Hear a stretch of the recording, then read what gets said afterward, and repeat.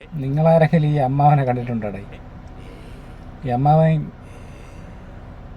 ചാണകസംഖ്യകളുടെ ഏതോ ബൗദ്ധിക ആചാര്യൻ എന്തോ തേങ്ങയാണ്.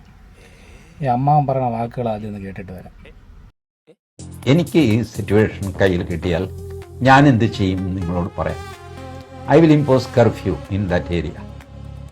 അല്ല, ജന്തർ മന്തർ പരിസരത്ത് ഒരു 4 സ്ക്വയർ കിലോമീറ്ററിൽ കർഫ്യൂ ഇമ്പോസ് ചെയ്യും.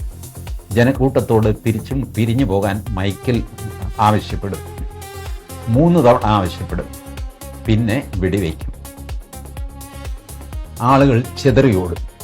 കുറേ പേര് മരിക്കും, കുറേ പേര് മരിക്കില്ല, കുറേ പേർക്ക് അംഗഭംഗം സംഭവിക്കും. ഏകദേശം ഒരു 4 മണിക്കൂർ കൊണ്ട് ഈ രംഗം ശാന്തമാകും.